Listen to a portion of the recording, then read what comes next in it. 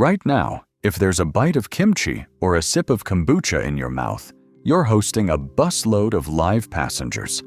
Some of them are already rearranging your gums before a single one reaches your gut.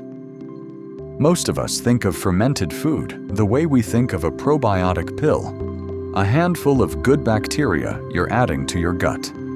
That's not really what's happening. A pill is one strain, freeze-dried, traveling alone. A spoonful of sauerkraut or a glass of kefir is closer to a fully booked tour bus. It's carrying live microbes, sure, but also fibers those microbes feed on. Scientists call this prebiotic content, basically fuel for the trip, plus a batch of molecules the microbes already made while the food was fermenting, known as postbiotics, like souvenirs packed before the bus even leaves. That whole group travels through your body together, and its first stop isn't your gut, it's your mouth. That first stop happens the moment you start chewing. According to a 2026 review in Nature Reviews Microbiology, led by dentist-scientist Hyun Koo's team at the University of Pennsylvania, chewing physically breaks the fermented food's matrix apart and releases its live microbes directly onto your teeth and gums. The bus doors open, and some passengers step straight out. Here's why that matters.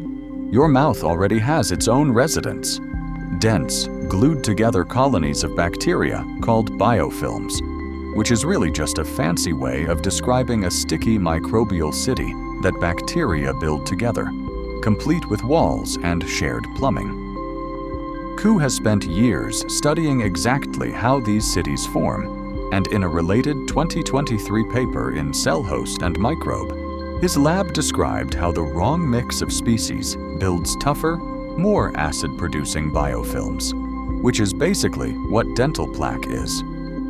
The incoming fermented food microbes appear to muscle into that construction site, competing for the same building material and crowding out the species behind plaque and gum irritation. Their postbiotic metabolites seem to work like a chemical welcome mat, helping the newcomers hold their ground just long enough to shift the balance. Not every fermented food packs the same punch either. Kim and his colleagues compared different food categories directly and found that fiber-rich, plant-based ferments, sauerkraut, kimchi, plant-based kefir, hold on to their live microbial cargo and metabolites through the trip more reliably than fermented dairy products do. Picture a bus with better shock absorbers. The fiber scaffolding cushions the passengers so more of them survive the ride intact. That's also a meaningful contrast with a single-strain supplement, which typically doesn't carry any of this fiber and metabolite packaging at all. It's a lone traveler with no gear, dropped off with nothing to work with. Koo's team is upfront that this picture is built from a mix of human trials and lab and animal model studies, so exactly how consistently it plays out. Mouth to mouth isn't fully nailed down yet. Still, before any of this reaches your gut, it's already renovating your mouth's biofilm. The rest of the tour bus keeps rolling toward your gut. Once it arrives, Kim and colleagues described the fermented food community doing three things at the final checkpoint: boosting overall microbial diversity, thickening the mucus layer that screens what gets close to your intestinal wall, and reinforcing tight junctions.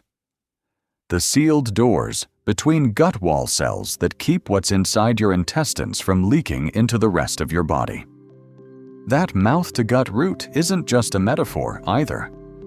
A 2020 study in the journal Cell, led by researcher Kitamoto and colleagues at the University of Michigan, found that in mice, inflamed gums release opportunistic oral bacteria that get swallowed and can colonize an already vulnerable gut. Once there, those oral bacteria didn't pass through quietly. They activated immune cells that made existing gut inflammation measurably worse, essentially importing trouble from one neighborhood into another through the same route your food travels. which is exactly why the direction fermented food pushes that route matters so much. Instead of importing inflammation, the incoming community appears to nudge conditions toward calm, encouraging regulatory T cells, the immune system's own peacekeeping squad, to tell inflammation to stand down, while also widening the range of species that call your gut home. Same checkpoint, same route in from the mouth, just working in your favor this time instead of against you. So how much microbial life are we actually talking about?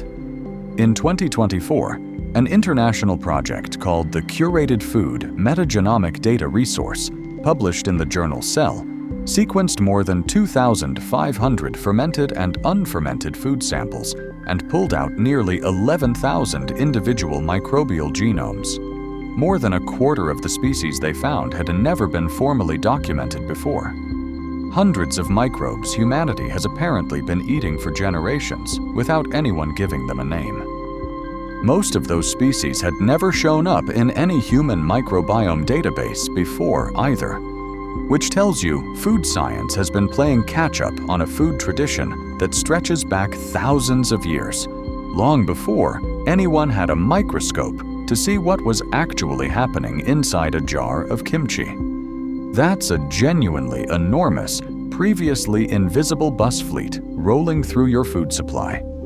You'd assume all those passengers are moving in for good, that a fermented food habit is steadily repopulating your gut with new permanent residents. When the same research team checked nearly 20,000 human gut samples for traces of these food-associated microbes, they found that food-derived genomes made up only about 3% of the average adult gut microbiome. A few species, including a common probiotic strain found in fermented dairy, do seem to genuinely move in and stick around.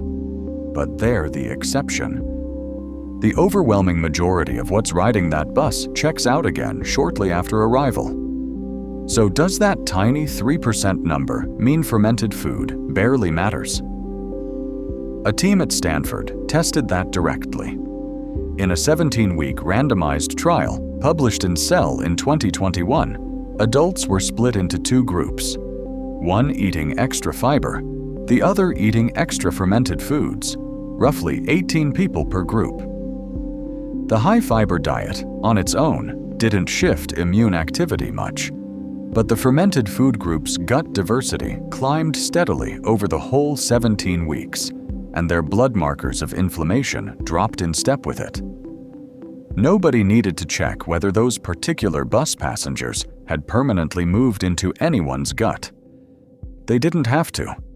Passing through repeatedly, week after week, was enough to measurably calm the immune system and diversify the neighborhood they were rolling through.